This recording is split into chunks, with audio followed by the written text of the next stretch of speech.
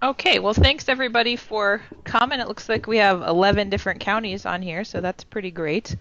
So I am recording, so for those of you who missed parts of this, or for the coordinators, if you want to share it with the people who can't come, I'll put it on YouTube afterwards, so then you can share this with whoever you want to. But we'll go ahead and get started. I think most of you know, I've probably met a lot of you already. My name is Candice Miller.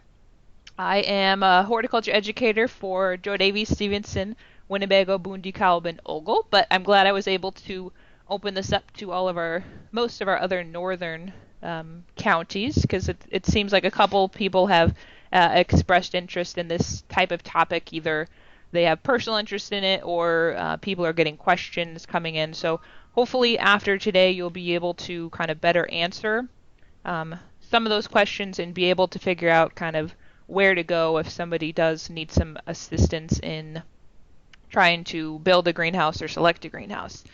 So my background is basically in greenhouse. I did my undergrad in horticulture, specifically in floriculture production, which is basically greenhouse production of floriculture plants. So I've done quite a bit of work working in the greenhouse on campus, both as a student and as an employee. So I've gotten some good experience with the different types of greenhouse structures. So hopefully I'll be able to give you some good info today. I'll do kind of vocal questions at the end, but if you have questions throughout, feel free to type them in and I'll kind of address those as we go through. So what we're talking about today, first we're going to talk about various types of greenhouses, the best site to put that greenhouse on.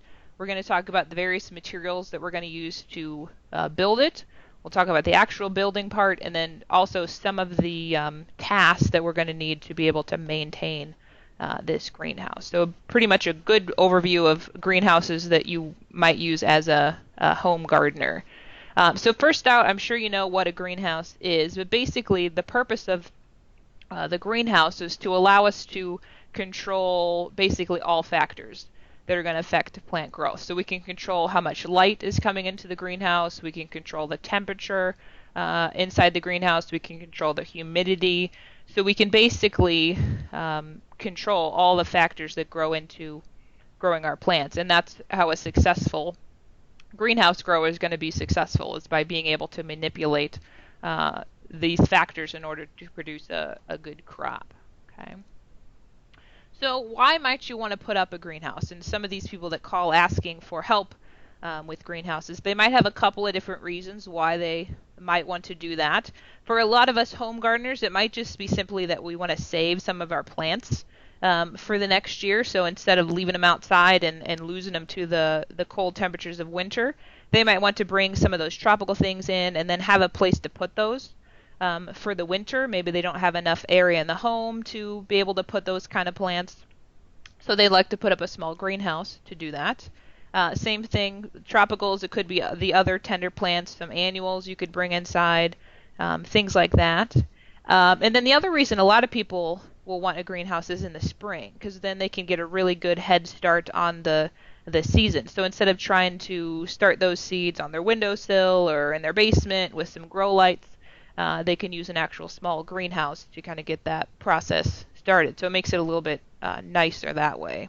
And then, of course, you're going to have some people then who are also going to want a greenhouse as a potential kind of business source. So they might grow seedlings, or they might grow annuals or perennials, whatever they like to grow. They might use that as a small hobby greenhouse where they could also kind of get some income from the crop that they grow in there. So you're going to have various people kind of wanting a greenhouse for various reasons, and the kind of greenhouse you select is going to depend on that.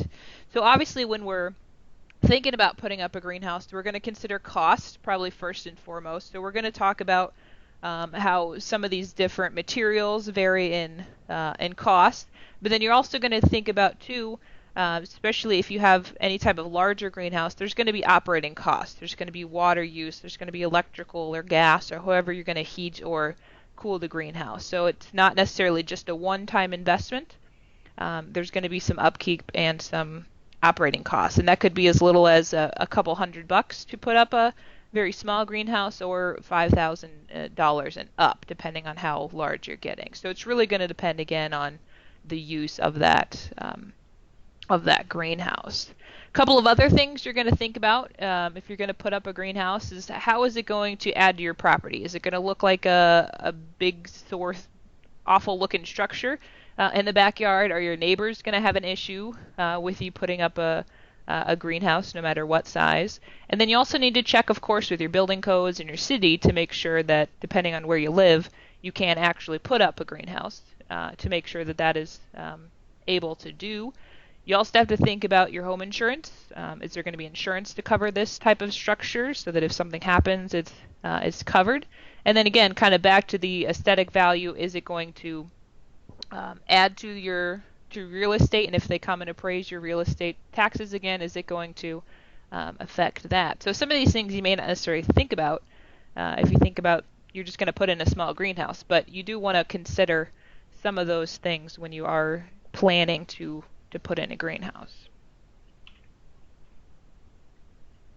Okay, now I found an Alabama fact sheet that broke this down really great, I think, into some pretty simple steps in order to help you decide on what type of greenhouse to grow. So you'll see here we'll go through, I think, 14 different steps of the process of trying to plan out the greenhouse. And just like I said, the first step is figuring out, well, what are you going to grow? How is this greenhouse going to be used?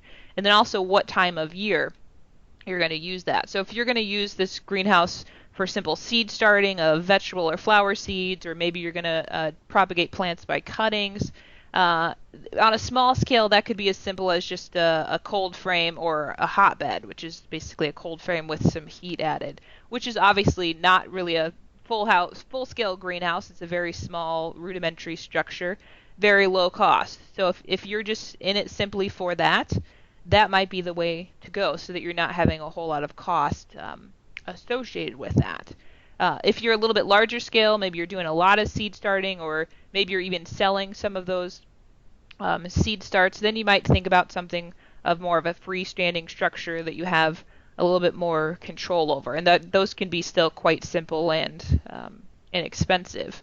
If you're interested in growing the year-round thing, so being able to keep things alive for the winter, grow some of those tropicals, then you're going to need more of a larger, not necessarily larger, but a more advanced type of greenhouse for that. You're going to be able to heat the greenhouse, cool the greenhouse, and you're going to have a lot more control measures that you're going to need for those type of plants. So probably a little bit more cost associated with that, and a kind of fancier greenhouse.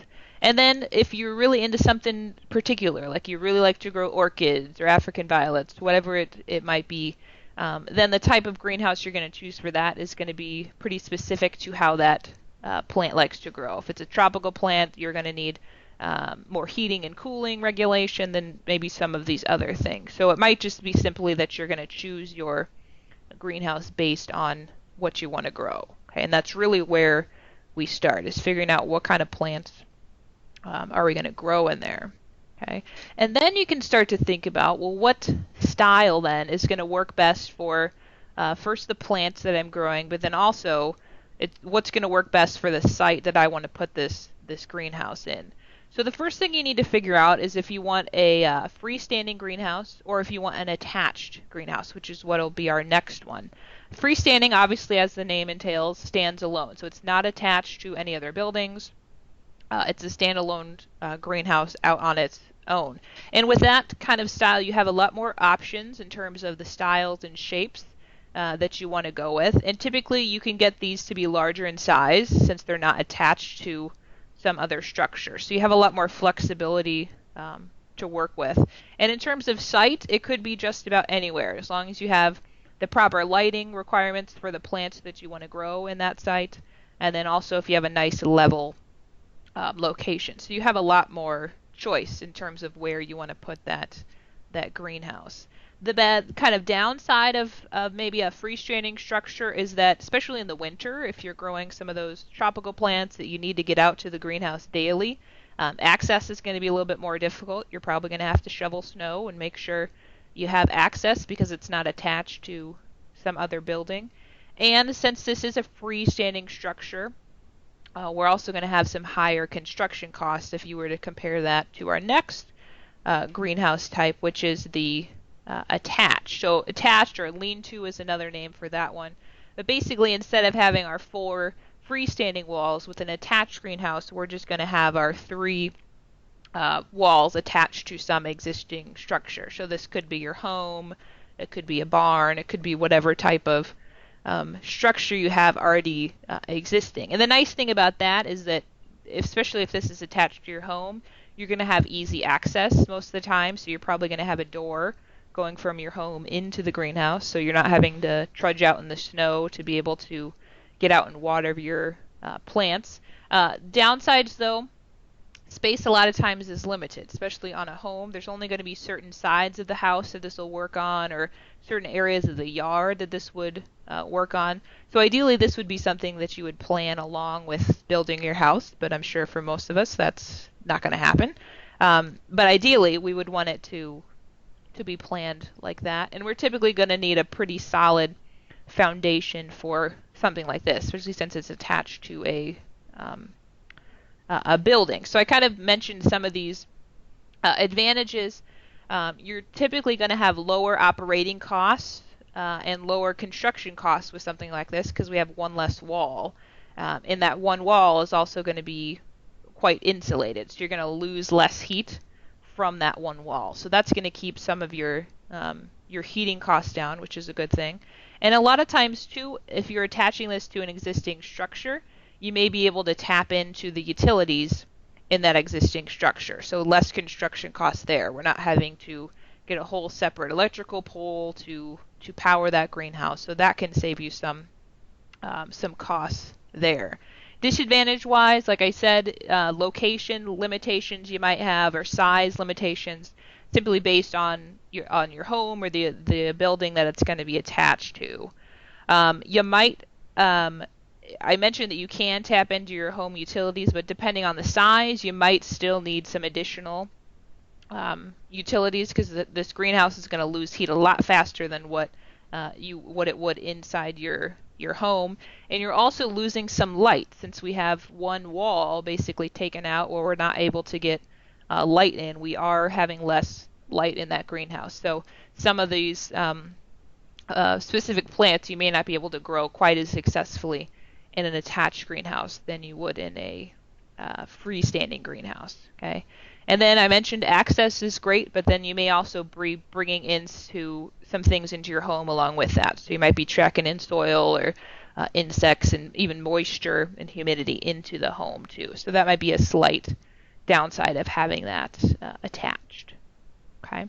So you got to figure out, do you want freestanding or do you want attached? And kind of what I mentioned earlier, the goal is to be able to keep track of our plant growth factors, give us the service that we need with that greenhouse.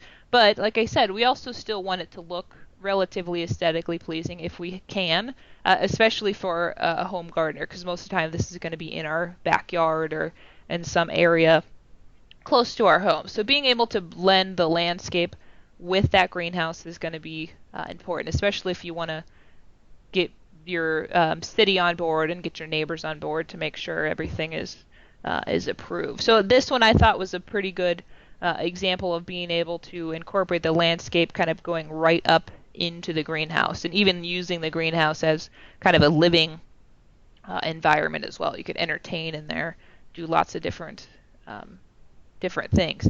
Same here, this would be an attached one right to the home, but then they've landscaped it nicely around there to basically make it an extension of the home so that it blends well with the landscape.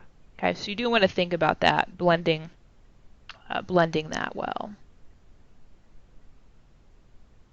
Okay, now we'll get into some specific styles of greenhouse. So I mentioned this is largely going to be dependent on how much money you want to spend, and then what type of plant you're wanting to grow in there, and then also kind of what kind of site you're working with. So the simplest, kind of most rudimentary type of greenhouse would be a Quonset style or a hoop house style. It's basically the same thing. So this could either be a metal framework or it could be PVC that's bent into a rounded structure. So very simple framing, easy to put together yourself, not a whole lot of materials involved there. And then this is typically then going to be covered with plastic film or polyethylene film, which we'll talk about, which is basically the cheapest type of covering that you can get. So in terms of expense, this is going to be your kind of cheapest type of greenhouse, which is a nice thing, especially if you're just starting out. Maybe you want to just try out a greenhouse and see how it goes.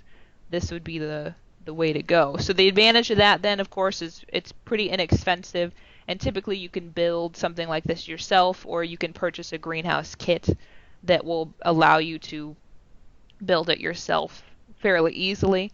The downside then, of course, is that that's not of all the greenhouses, is not the most structurally sound. So with a heavy storm, heavy winds, especially hoop houses can be simply just kind of blown straight up and off of the ground if we don't have the proper attachment. Same thing with heavy snow on the top of the greenhouse. That's another way that we can have damage occur. A big snow load is not going to hold up well to this type of greenhouse. So you kind of have to weigh your expense with how sturdy this is going to be. So this could be, if it was more of kind of a greenhouse setting where we had doors, we have some ventilation, then we would call this more of a Quonset style greenhouse. But we can also kind of refer to it as a hoop house, which is even more kind of rudimentary. Usually there's typically not any type of venting system or heating or cooling, any type of anything like that. It might just be simply that we roll up the sides to allow air in, and we roll them back down when we want to keep the temperature in. So typically on a farm, a lot of smaller farms, there's various grants available for hoop houses, so they're able to kind of extend their growing season a little bit. But it's definitely the most simple and rudimentary type of greenhouse structure. Okay, A-frame also quite simple, and the difference here is that we have straight sides as opposed to the curved sides of our Quonset. So we have straight sides going all the way to our foundation or all the way to the ground. Again, we can make this out of lumber or metal, and we're typically again going to cover this one with the plastic film since it's relatively inexpensive. The good part about this, especially if you're in an area with heavy snowfall, is that you're going to not have quite as much snow building up on this type of structure because of the kind of extreme slope of the side. So instead of having quite a bit of snow buildup on our rounded systems, this is going to slide off pretty good. So that's a little bit better structurally speaking. It's still pretty inexpensive, still very easy to build. It's a simple shape. But then downsides is that we're losing quite a bit of kind of space to work in the greenhouse. We don't have a lot of head space, especially when we get to the outer edges of this type of greenhouse. So it can be a little bit difficult to work in. And typically, because you don't have much head space, you're not going to have room for benches or anything to prop the plants up on. So you're typically going to have those plants directly growing on the ground, which can lead to some watering issues, especially if you have a poorly drained area. And also, if you're putting those plants straight onto the soil, you have no flooring in there. That's also going to warm up a lot slower. The ground temperature is going to be cool for a long period of time in the spring, so then you could actually kind of throw off your plant growth as well. So ideally, you'd want to get those plants off of the ground a little bit, but you're kind of limited in head space, which is the big downside. But you can see at the top one here, it's simple plastic film for a covering, relatively inexpensive. Or you could also try to kind of upcycle or recycle some various things. And you could even create a glass type of A-frame with using old windows or old doors, things like that. You could fairly simply build something like that using recycled materials, which would be really interesting. Okay, so A-frame, relatively simple, good for keeping the snow off, but you'll lose a lot of usage because of that head space.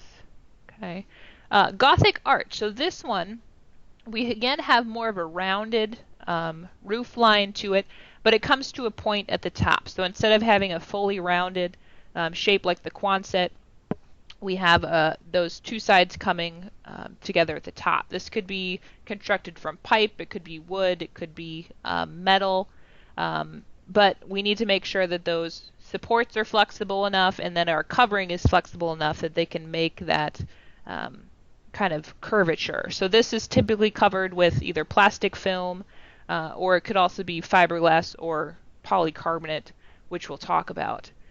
One downside of any of these structures that come to a point, with plastic film, that's an easy area for the film to start to rip. So film on a rounded Quonset is going to hold up a lot better than film on an A-frame or on a Gothic arch, because especially with winds rubbing back and forth against that nice pointed area, that plastic film can break down a lot faster. So something like this, you'd probably be better off to choose a more rigid material that's not going to break down like that, like the fiberglass or the polycarbonate. Advantages then, snow still slides off of this one pretty well, not as good as our A-frame did, but we have more head space, so we're gaining more kind of usable area on this one, but we still don't have quite as much head space as we did in our Quonset or hoop house. Okay, but still a pretty solid choice for a home gardener greenhouse. Next is the gable roof, and if you see a lot of commercial greenhouses, this is certainly the most common style of greenhouse, where we have a sloping roof to the top, and then we have vertical sidewalls that the roof attaches to. And depending on how much you angle that roof, that's going to depend on how much snow is able to build up on there. So in a heavy snow area, you're probably going to have a much more angled roof line than somewhere where snow is not quite as much of a concern. Okay. Frames for these could be wood, could be metal, depending on how much the size and how much structure you need to support. And these again could be covered with plastic film, but as I said, anything that comes to a point, you're going to have areas where that film can potentially be able to break and become damaged. So more than likely, you're probably going to cover this with, again, more of a rigid material, and we'll cover some of those different materials. So the advantage of this one is that we have great head space because we have those vertical sidewalls to get our roof line up really high. So we have a huge amount of usable space in here because of that head space. We also have more room for things like hanging baskets. So we can actually utilize that upper area of the roof line, which normally we wouldn't be able to utilize. It would just be empty space up there. But we could actually then be able to grow things like hanging annual baskets in areas like that.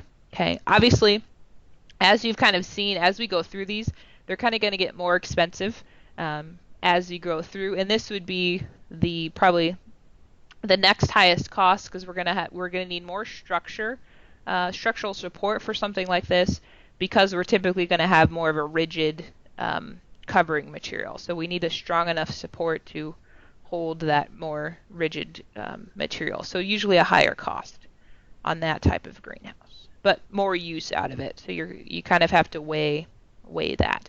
So something like this would be a large commercial greenhouse where they have gable roofed greenhouses connected side by side and onto infinity, and however large that greenhouse can get.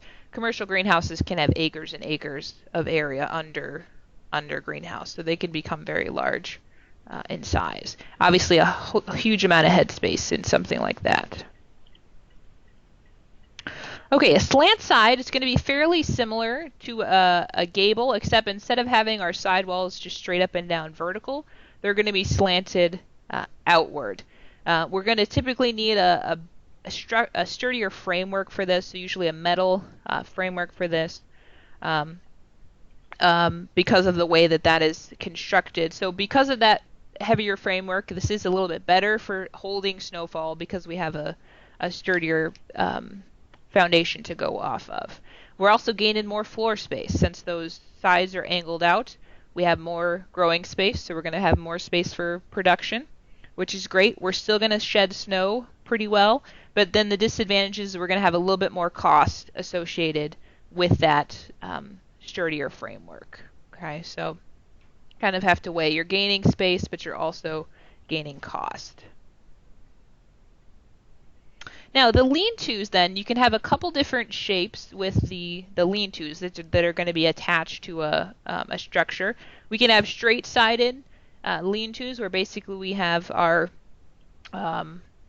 sides are coming out at straight, but they may be angled to various measures. So you can see in this one we have straight sides on the end, but then our side wall is still straight but kind of angled out.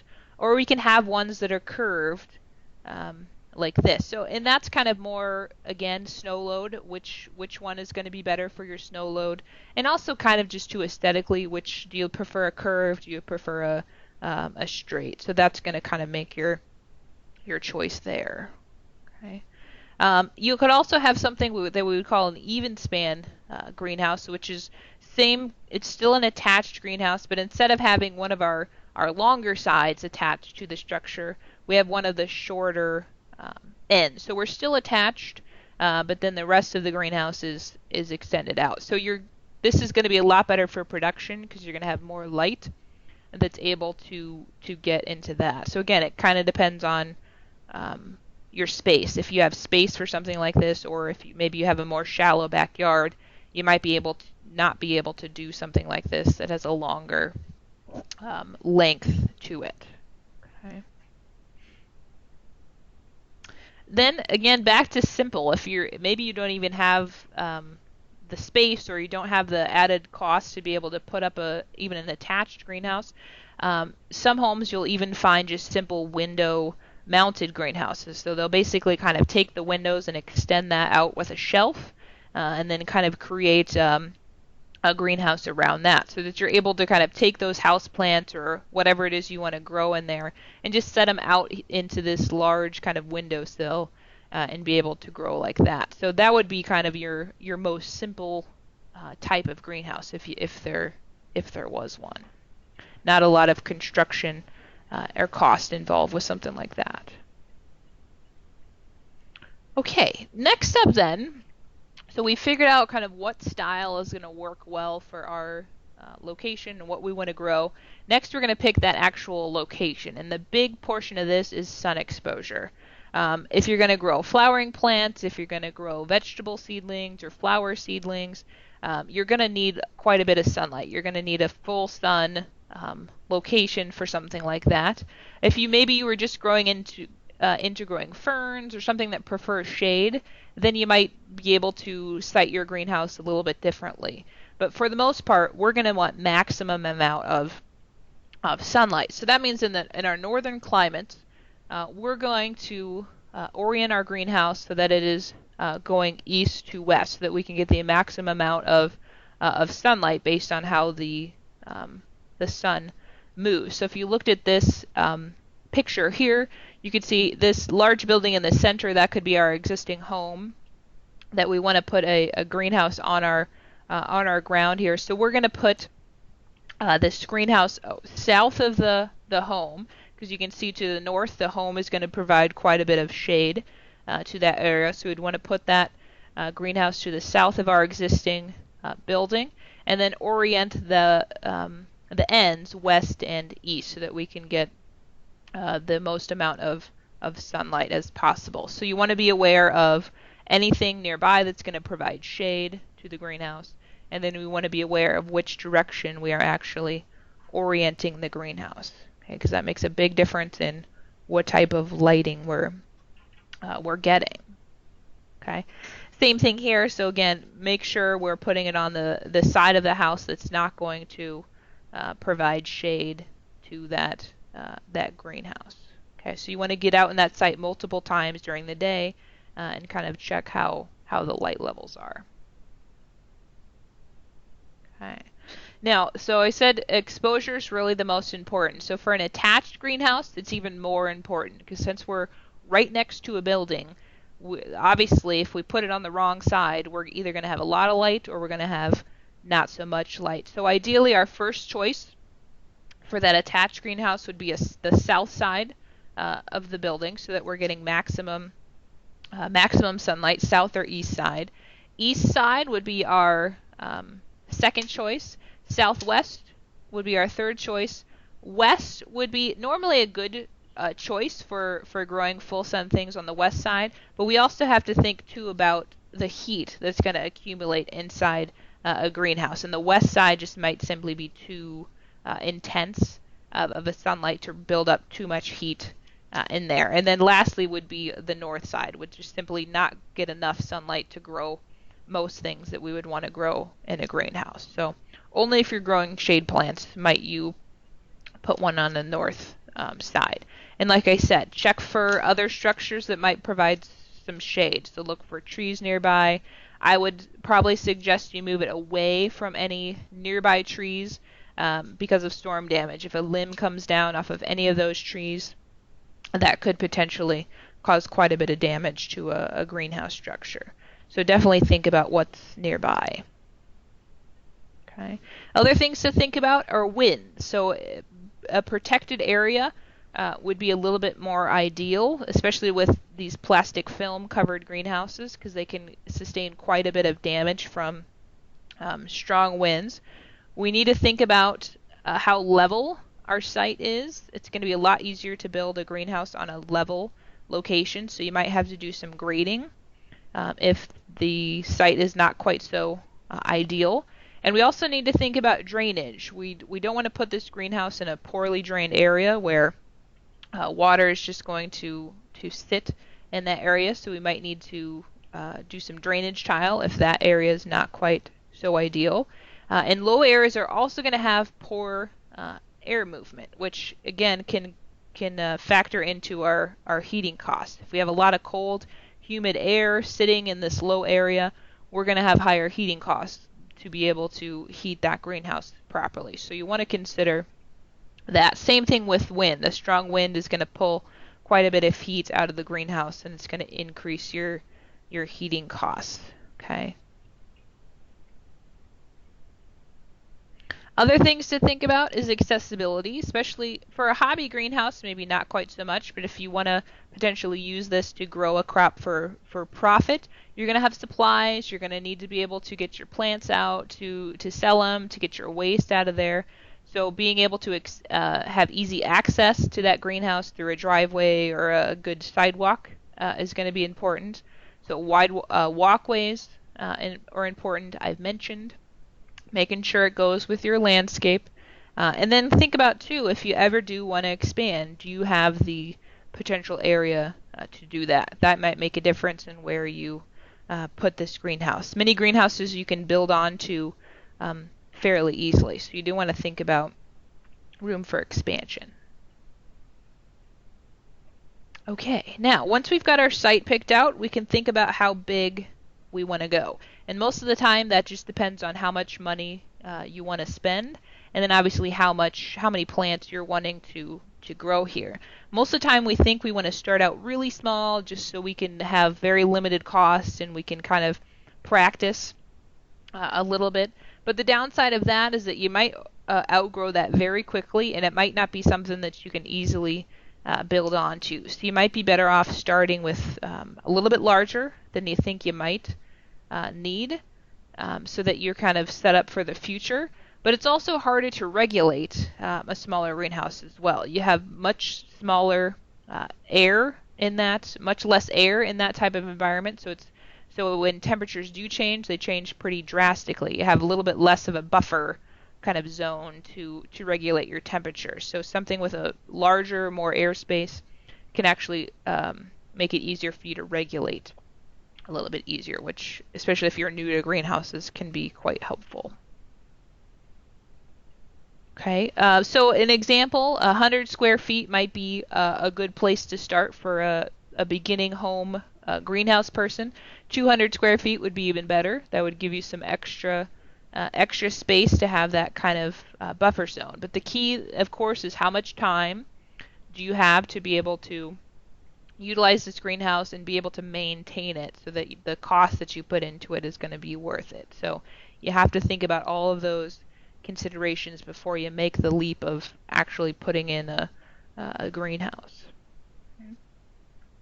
Now, in terms of the covering material, this is one of the most important things that you're going to choose. So you've chosen your style, and a lot of times your style of greenhouse is going to depict what type of covering material you're going to choose. But you're going to think about how much light is going to be transmitted through the covering material you choose. How much heat does it hold in? Is it going to be something that loses a lot of heat quickly, that we're going to have higher heating costs? We need to figure out how durable it is, and that relates to how long it's going to last then. And then, do we need to maintain this covering somehow? Are we going to have to apply something to it yearly? And then, of course, the cost is probably going to be a big factor for most people. So we'll cover those on our various covering materials. Okay. Now, the classic old school covering of a greenhouse is, of course, glass. And the great thing about glass is that it's very strong and it's very long lasting. It could last 25 plus years if it's maintained well. It also has excellent light transmission. It's very transparent. You get very good light penetration. So there's a lot of great things about glass, and that's very common in greenhouses.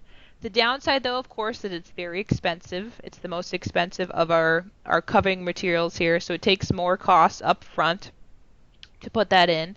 You're going to have less cost over the long run because there's not much maintenance involved, but upfront cost is going to be quite a bit.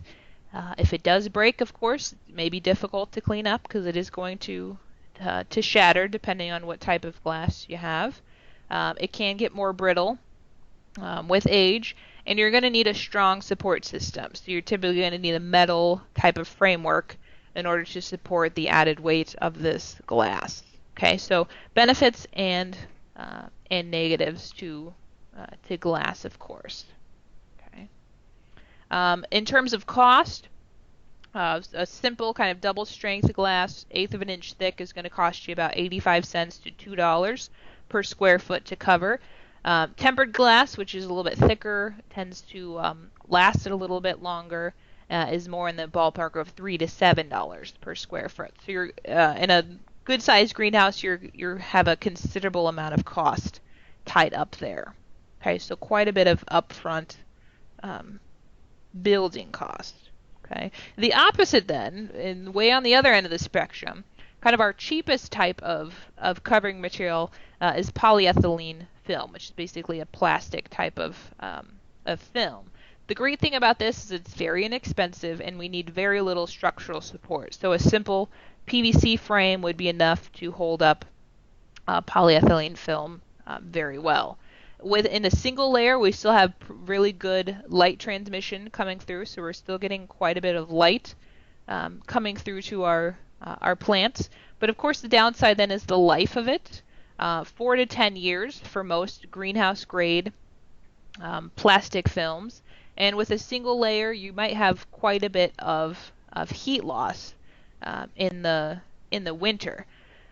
We can get polyethylene film in a clear, which is obviously going to give us our higher light transmission. But if we need, maybe we're growing shade plants or we're growing in a very hot climate, we might consider a white polyethylene film that's going to reflect some light away to kind of keep our heat down. We can get various widths depending on what size of greenhouse we're growing with, and our costs are going to be about 6 cents to 9 cents per square foot. So compare that to the $3 to $7 of glass. We have quite a bit of cost difference there. Okay. One thing we can also do to assist with that large heat loss that we can have is we can actually do a double layer of poly.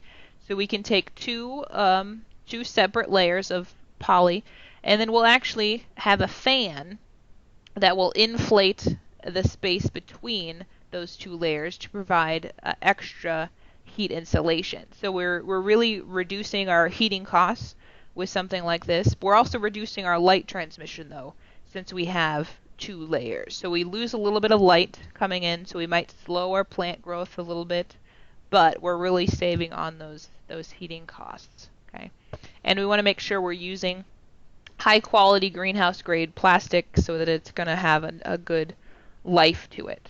Okay. Okay, now our next one are fiberglass reinforced panels. I'm sure we've all seen your typical old school kind of corrugated fiberglass panels. These could be made from acrylic, could be from polycarbonate. And the advantages of this is that they're pretty durable. They hold heat even better than glass. They're relatively lightweight, so we don't need a huge structural support. And because of that, we have better light transmission because we have less shadows created by our structure. But if we choose some of these lower cost fiberglass panels, we're only having about a 5-year life of the covering. More expensive ones could last up to 20 years though. So if you put a little bit more money into it up front, you're going to get a longer life from it. And 20 years is pretty good in terms of greenhouse covering. You can get these in various lengths, various widths to kind of go with the size greenhouse that you're choosing. And the price is going to be about $1, $1.25 per square foot, depending on how long of a life is going to be guaranteed for that material. Okay. With these, a lot of times too, as they age, they do tend to yellow and lose some of their light transmission as well. So that's usually why once that 20 years is up, it may be that our covering is still structurally sound, it still looks good, but we've probably lost quite a bit of our light transmission because it's yellowed and it's not letting as much light through, so it's not quite so ideal for our greenhouse covering. What we can also have is we can have that same acrylic or polycarbonate, we can have it made into double layer structured panels or DSBs. And these are nice because it's 2 layers of our plastic, and then they're separated either by a 1/2 inch to 1 inch of airspace in between. So that's going to give us a lot of strength to this material, and it's also going to give us kind of that air layer to help keep our heat from being lost quite as well. So we're reducing our heating costs, but of course when we do that we're also losing some of our light transmission. So we do lose a little bit of light. We can get various sizes, 4 feet wide up to 39 feet long, and our cost on this one is going to be about $1.75 to $2.50 per square foot. So more expensive than our just regular fiberglass panels. That's polycarbonate. Acrylic is going to cost a little bit longer because it has a longer life to it. So you're paying more for that additional life. So I was going to try, let me see if I'm going to turn my webcam on. Hello. And if you go at the top, if you're near your computer, you're probably seeing me really small, but if you drag down the top bar underneath where you might see me, you can make me a little bit bigger. Because what I was going to show is somebody sent me some samples a couple years ago of what this double layer poly looks like. So you can see it'll come in various widths. So this one would be closer to about 1 inch of thickness to it, and we still have our two layers of polycarbonate or acrylic. But then we can also get to much thinner widths as well. So that again kind of depends on the use that you're going to use those polycarbonate or acrylic panels for. This is also a very rigid material, so this wouldn't work on any of our curved type of greenhouse structures. We wouldn't be able to bend this to fit that.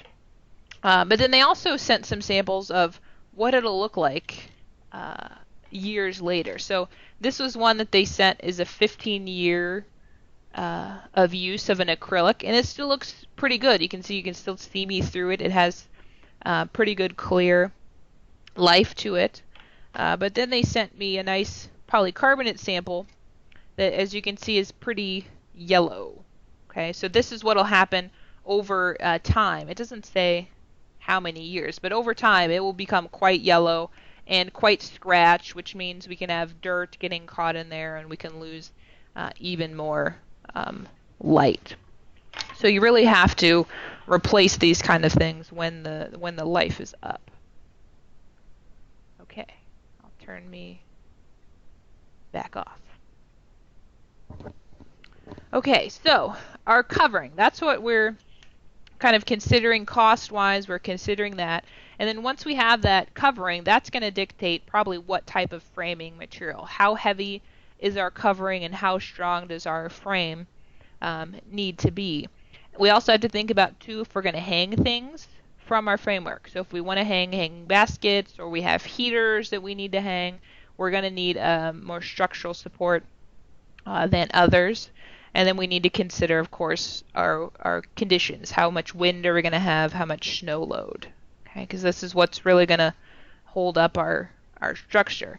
So something like this, where we have hanging baskets growing up here in the headspace of the greenhouse, we're going to need a pretty strong framework so that we can hold hundreds and hundreds of hanging baskets. The cool thing about this, too, this is at a commercial greenhouse.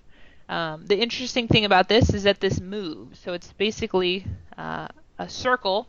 These hanging baskets will go down to the end, they'll circle back to the other end, and they'll just keep circulating. So when they need to water their hanging baskets, there's a nozzle at one end. The nozzle will turn on, and then the baskets will move themselves to the water, go underneath the water, and then they'll go back to the other end where they came from. So it's highly mechanized. Obviously, you're not going to have a system like this, but in a large greenhouse, this is what they're going to have. That's pretty standard in commercial greenhouses now. Okay, now in terms of our framing materials, we could have a couple of different options here. Wood is obviously going to be our cheapest material. So for a homemade, handmade greenhouse or a greenhouse kit, wood would be quite common. We want to make sure we're using pre-treated wood for exterior use so that we're going to have a good life from it. Metal frame is going to be the next type that we could use. This is going to be a little bit more permanent, a little bit more strong. So it might be difficult to kind of cut this and do this by yourself, but many greenhouse kits will contain metal framed pieces, and either aluminum or galvanized is going to last quite a long period of time with not quite a lot of maintenance, which is what we're looking for. And then PVC, of course, is going to be relatively inexpensive as well. So for those Quonset rounded type of greenhouse, PVC would be quite common. But again, we're only going to have a very lightweight covering on that, like the film. Okay. This also can be very easily caught up in the wind and blown off. So we want to make sure we have good structure for something like that. Okay. Then next is the foundation. So what are we going to attach that to? Oh, I see a question here. Do we have to worry about lightning strikes with a metal framed greenhouse? Does it need to be grounded? Yeah, most metal frame greenhouses are probably going to have a lightning rod, or they're going to have some means of directing something like that to the ground. Yeah, that would be something to think about with a metal framed one. Good question. Okay, foundations then. So most of the time we're going to have a foundation, which is going to attach our greenhouse to the ground. We might also have sidewalls on our greenhouse, which I'll show you some pictures there. So if it's a small polyethylene greenhouse that doesn't have a whole lot of weight to it, you're probably not going to need too much of an extensive foundation. You're probably not going to need to pour concrete or put concrete blocks. You may just be able to stake it to the ground some other way. But like I said, they can easily be carried in the wind. So we do want to make sure we stake those well.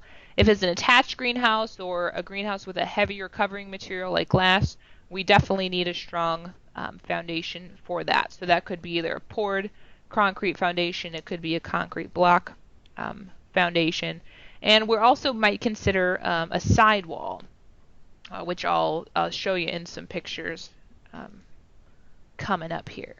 Okay, so something like this, not quite obviously a backyard greenhouse, but this is where we're moving to in the urban areas. We have a lot of rooftop greenhouses, so obviously they seriously need to consider the structure integrity of the building so that they're able to build a large glass greenhouse on top of something like that. So the structural base is very important.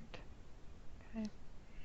Now, in terms of the floor then, so you've got your foundation built, and this again kind of is relevant to cost, as well as drainage. If you have a well-drained area, you're not going to have an area where there's going to be a lot of water sitting. You probably don't need a solid floor, so you don't need a solid poured concrete floor.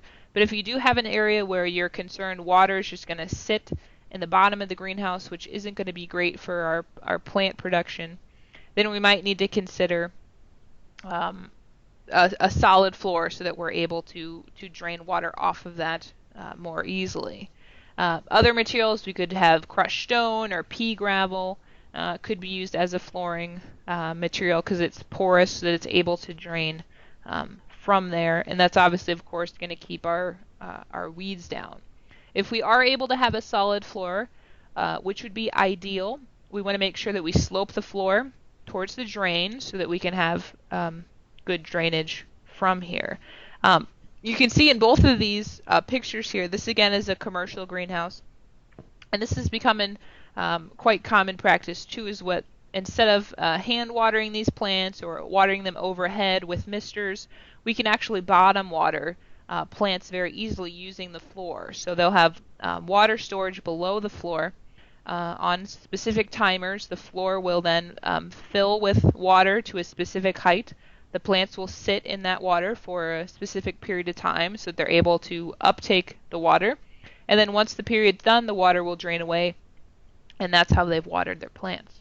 So there's no water on the foliage, which is excellent. So that's very common now in large commercial greenhouses. For your home greenhouse, though, ideally we would have a solid floor. That's going to be the most sanitary, because the downside of having a stone or gravel is that we can have leaves fall into that, we can have weeds grow in that, we can have insects hide in that. So in terms of disease and pest management, a solid floor would be ideal so that we're able to clean that regularly and disinfect it and maintain a nice environment. Okay, believe me, I worked in a greenhouse with gravel underneath the benches, and it's not a fun job to sit down there and pull weeds all day. So a solid floor would be ideal. Okay, if we had that solid floor, then our walkways are kind of pre-made; they're already there. But if we don't have that solid floor, you might at least think about having some solid flooring for the walkways. So you could pour walkways, it could be brick, could be stepping stones, so that we have easy accessibility in here, especially if we have carts that we need to be moving. The width, of course, is going to be based on what you need to get in there and how much space you need. So you could potentially do a solid walkway and then have your gravel just underneath the benches so that you're lowering your cost a little bit. But again, sanitary wise, I would ideally want everything a solid floor if possible. In some greenhouses, you might even consider having no floor at all, and you might actually consider a ground bed. And this would typically be what a hoop house is going to be. So it's going to be placed directly over the field, and you're going to grow your crops right in the ground inside the greenhouse. So you're able to extend your growing season quite a bit. So you can see here they've created some kind of raised beds as ground beds. So depending on your crop, you might be able to get away with something like that. And that really just depends on what you're growing, though. Next up then is the benches. So you've got your walkways. Now you need to figure out how are we going to hold our plants. I mentioned putting them on the ground is not so ideal because of the temperature of the ground, but also because of pests and weeds and things that would also be on the ground. But the key with benches is that we want to be able to utilize as much space as possible, because ideally 70 to 80% of our greenhouse should be devoted to our plants. If we're not growing anything, it's kind of wasted space, and then we're kind of losing money, especially if we're growing this for a profit. So our benches could be made of wood, specifically a pressure-treated wood, so that it's going to have a long life to it.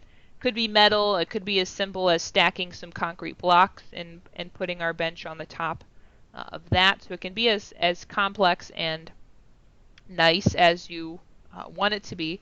And it can be either a solid top, where it's one solid material, no gaps in between. Ideally, though, we would want something that's open top so that water would be able to drain through. So something like this, where we have at the bottom picture, we have even just simple as chicken wire or some type of wire mesh stapled on the top that's able to support our plants and let water through. Or the top picture would be a commercially available bench. A lot more cost to that, obviously. Okay. So I mentioned that space is most important. If we're able to grow more plants in a commercial greenhouse like this, we're able to make more money. So you can see here, these benches are actually rolling. So instead of having a set 2-foot, 3-foot walkway between each bench, they're actually able to roll the benches from side to side. So if you need to walk on the right side, roll the bench to the left. If you need to walk on the left side, roll the bench to the right, so that you can get a lot more space in there without having to waste too much space for walkways. Okay, but again, that's going to be on a commercial scale. If you had the money to be able to put this in, that would be excellent, but that's a little bit more commercial scale as well. Same thing here with the commercial greenhouse. What they're moving towards even more is having the whole benches be able to wheel throughout the entire greenhouse. So in this example here, these benches are rolled into this kind of staging area where they're then able to prune, they're able to space the plants out, and then when they're done, this lady can just simply push those benches straight back out into the greenhouse and get them into whichever area. Now, in a highly mechanized greenhouse, a robot would do this whole thing. They can pick up the bench, bring it to wherever they need. So actually, let me pull up. I'm sorry I didn't have this open before, but I did have a video to show you. So let me see if I can get that to work. Feel free to ask, put some questions in, or ask some questions right now if you have any. Let me find this.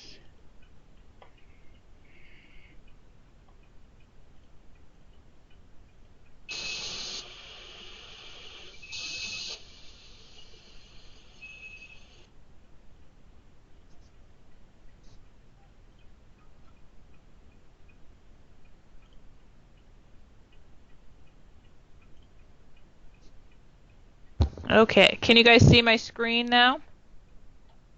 As opposed to my slides?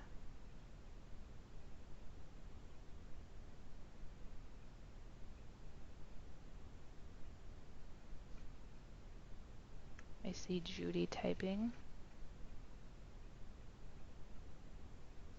You can yell it out too if you want. We see your screen. Okay, thank you. Okay, so this was a video I took at a greenhouse in Vancouver. I took a trip with the Perennial Plant Association, and this was a highly mechanized greenhouse, and I just think it's pretty cool. So you can kind of compare what you might have as a home gardener to what a commercial kind of scale is going to have. So this was the system, like I was talking about. They're going to wheel them into this staging area, and then this robotic arm is going to pick the plants up off of the bench, bring them onto this conveyor belt, and then once they're on their conveyor belt, a second. Normally I'm hoping it's faster than this, otherwise this is not great production. So the plants will then follow this conveyor belt, turn to a separate conveyor belt. Then they're going to come down. They're going to pass by a barcoding machine, so they'll get the sticker onto this plant so that it's ready to go to Lowe's or wherever it's growing. So it's getting its sticker. And then it's going to be moved to this totally new bench where the robot is then able to space these plants out. So on that first bench, they're going to be spaced very close together because they're small plants, but then obviously we need to space things out so that they're able to grow and become larger. So then this robot has then moved these plants farther part. So they're able to get a lot more production done a lot faster through the use of that technology. So let me get my thing back up here.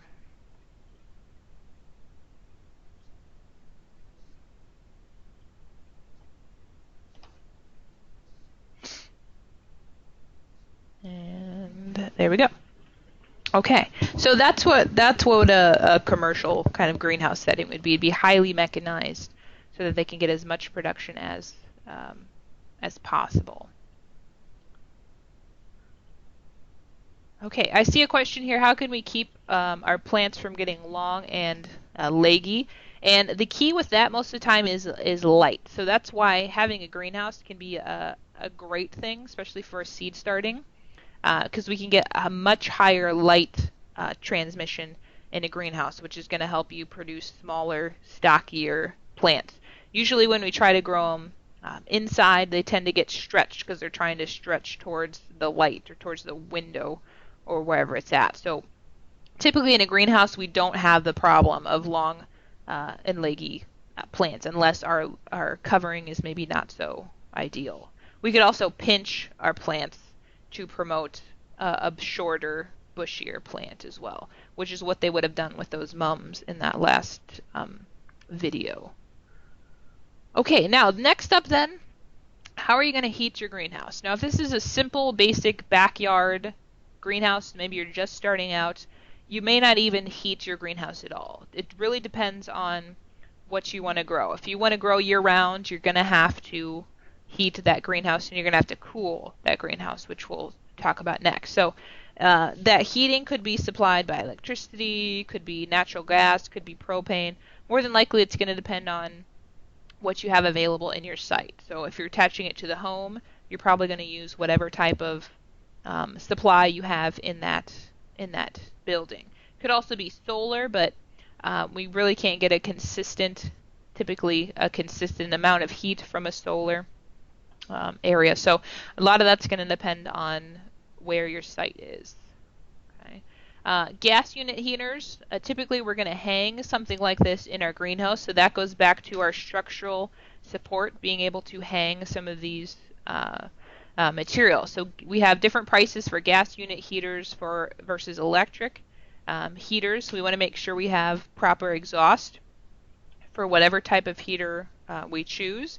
A lot of these heaters may put off some ethylene gas, which is going to be harmful to our plants. It's going to cause our flowers to senesce, and it's going to cause things to ripen very quickly. So we want to make sure we have proper exhaust for whatever type we're using. And in larger greenhouses, we may need to be able to get that heat out to a greater distance. So typically, you're going to have a plastic tube attached to the fan of the heater, which is then going to dispense that heat throughout the other areas of the greenhouse, so that it's not isolated to just one area.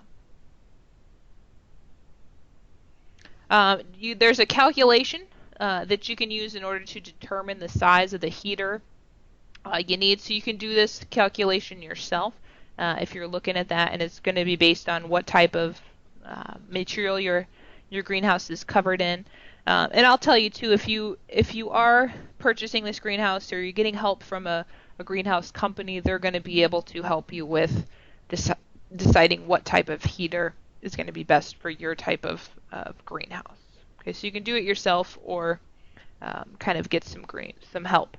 So as I said, for some of you, you may not even need a heater. Maybe you're just going to use this in the spring and the fall to kind of extend the season a little bit. So you're probably not going to install any type of permanent heating system. You might just simply bring in some small portable heaters that will get you through those nights where it's going to be very cold and we're not going to be able to maintain enough heat in that greenhouse. So it doesn't necessarily have to be a set system. But year-round, you're going to need some type of heating system if you're growing year-round. Ventilation then. So we need to be able to let out our carbon dioxide, let oxygen get in. We need to be able to let out hot air when the temperature is too high, and we need to be able to control our humidity. So ventilation is going to be very important for that. So we can do that naturally. We have vents on the sides of our greenhouse, and we have vents at the top roof of our greenhouse that are going to pull air into the cool air is going to come through the side vents, and then as the warm air rises, it's going to exit through the top vent. So in the summer, in those higher heat times, this is going to be one way where we can get some cooler air in and then warm air out through the top. Obviously, though, if the air temperature outside is not any cooler, this isn't going to provide us a whole lot of help. So that's when we get into cooling systems. You can manually open and close vents. So for a basic home backyard greenhouse, you're probably going to do that. You can also purchase pretty low-cost thermostats and even solar-powered vent openers so that they're able to open automatically when the temperature needs to be regulated in the greenhouse. Okay. This is going to cost less than our other type of ventilation system, but as I said, if the outside temperature is not any cooler, we're not providing really any type of cooling. So here we would have a simple side vent here on the side that's going to bring cool air in. Warm air is going to exit through the top vents. So this could be done manually where we crank these closed, crank them open, or it could be done automatically with a thermostat. Okay. What's also common with commercial greenhouses is the entire roof can become a vent. So on a nice day where the temperature outside is the same as what they want the temperature inside, they can simply open these rooftop vents and have basically an open air greenhouse. So obviously they're not using heat, they're not using cooling, they're saving a lot of cost there. Okay. Forced air ventilation then is the other type we can have, and this is going to have a vent that's going to have louvers on it, which we can open and close. And that's going to be controlled by a thermostat. So the fan's going to pull cool air in from the outside through the intake vent, and it's going to push inside warm air out. And again, there's calculations where you can figure out how many of these you might need in your particular size, or your greenhouse company can help you figure that out. So that's how we can do some cooling through ventilation. But there's going to be times where it's going to be too hot in the summer where simple ventilation is not going to be enough to cool our greenhouse. So one way we can do that is by cutting back on our light intensity. Now, obviously you would think this is counterintuitive because you want your plants to grow. But a lot of times in the heat of summer, this isn't a peak production time for greenhouses. So this might be a time where they can actually kind of cut back on their production, and reducing the amount of light is not going to be quite as big of an issue. So we can actually whitewash greenhouses, and this is what we do with our greenhouses on campus. We'll put a whitewash over the glass so that it really reduces the light intensity, keeps our greenhouses cooler. We could also use shade cloth, we could use screens, we could use blinds, any way to keep some of the sunlight intensity from getting in there. So these would be some examples of some shade cloths. So again, these would be mechanical. They could push a button, and these cloths would then extend out, and they'd be able to cover that entire greenhouse with shade to keep things cooler. Those shade cloths could also be more vertical. So here in the case of this mum house, you can see these black cloths at the top. Those would be used not so much for cooling, but these would be more for light photo period disruption. So since it's a short day plant, we can close these black curtains at 5 p.m., open them at 8 p.m., and we're able to kind of force our mums to flower earlier than they would naturally. So you can use it in kind of multiple ways there. Cooling then. So the way that we would cool beyond trying to keep some light out would be evaporative cooling. And the concepts of this is that we're using air pressure through a porous pad that's full of water, and then the action of that evaporating water through that pad removes some of the heat from the greenhouse. So it's a cellulose pad here that's along the wall of the greenhouse. So water runs from the top of the pad down into the gutter system at the bottom. And then there's a fan on the opposite wall that's going to pull the outside air through those pads and into the greenhouse, which is going to help cool the greenhouse. So something like this, where the water would trickle down from the top, so behind this pad are vents so that outside air is able to come in. And then on the other end of the greenhouse, there's going to be a fan that's going to pull air through. And that's how we're typically going to cool off a greenhouse. So in a small hobby greenhouse, you might have a system like this, depending on how, if you're going to use it year-round, you're going to need some type of cooling system. But for a system that you're not using year-round, you're probably not going to go to the expense of putting in a type of cooling system like that. Okay? In terms of how to provide utilities to your greenhouse, again, that goes back to your building codes. Check with your utility company. You might need a totally separate meter and a totally separate pole. And then, of course, check on your water. Since it's a greenhouse, we do need water available. So you want to make sure you're able to plumb to that area. Okay.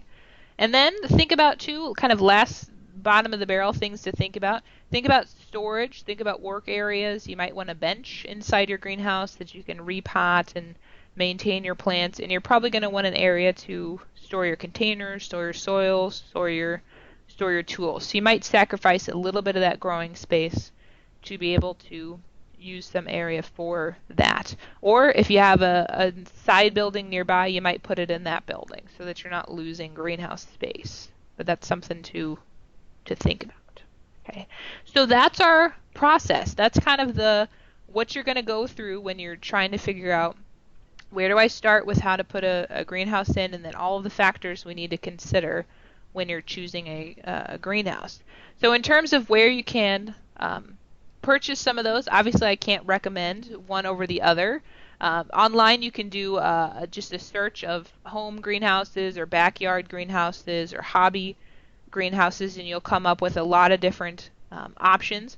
A couple of ones that I have looked at recently are FarmTech or Growers Supply has quite a few kind of home gardener options for greenhouses, all the way up to full-scale greenhouses. And then Gardener Supply also has some choices of home greenhouses. And then if you just flip through a lot of your common gardening catalogs that you get throughout the year, you'll probably find some various options through there. And the nice part about purchasing a kit or purchasing it from someone is that you typically get some good technical assistance along with that. So if you have trouble with it, if you need help deciding what type of heating system, cooling system, they can usually help with those. Or you can simply go totally homemade and make it yourself. You just kind of lose some of that technical assistance. So here would be an example if you wanted kind of a cost estimate of what something like this might cost. This would be a small hobby greenhouse, 7 feet wide, 6 feet tall, 9 feet length. We're talking about $1,100 for the basic greenhouse there. So that would be a nice starter size if you wanted a small backyard greenhouse. A little bit larger, we could go more like 9 feet by 9 feet. Have even more space, but then of course the cost goes up, more like $1,500 plus. So do some kind of shopping around, make sure it has the covering that you want, make sure how long it's going to last, all of the accessories that are going to come with it, making sure you take all of those kind of features into factor when you're choosing those. To wrap it up then, there's a lot of great resources out there for home greenhouses or for hobby greenhouses. The step-by-step came from the Alabama extension. They have a really extensive fact sheet there. Alaska has a good fact sheet, West Virginia, Tennessee. So there's lots of good information. So if somebody called in with these type of questions, you could of course give them this presentation, or you could refer them to some of these nice fact sheets as well. So lots of good info. And I think that is it. So before I quit, I want to ask if any of the coordinators or whoever's running today's session, if you wouldn't mind, let me know how many attended so I can keep track of that. Like I said, I'll get it uploaded to YouTube here pretty soon, so I'll share that if anybody else needs to watch it or if you missed portions of it. Otherwise, are there any questions? You could type them in or yell them out.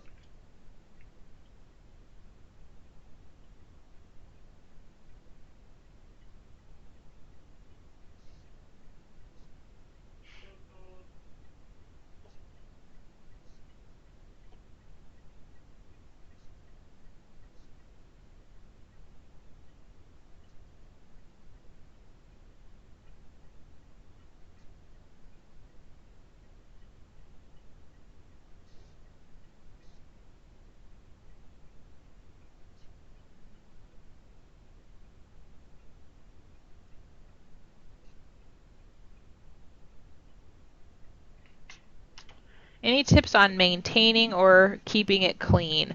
Yeah, I would say yearly it would be a good idea to give the greenhouse a good cleaning. So soapy water on the outside, and depending on the size, if you're able to get up on the roof and clean off that covering very well, because you're going to have the dirt build up, and that's going to reduce your light transmission. So yearly, I would wash the outside of the greenhouse fairly good. And inside, too, even more than yearly, I would scrub the floors, scrub the benches, disinfect with bleach to make sure that we don't have any pathogens lingering. But really, your maintenance is going to depend on what type of covering that you've chosen.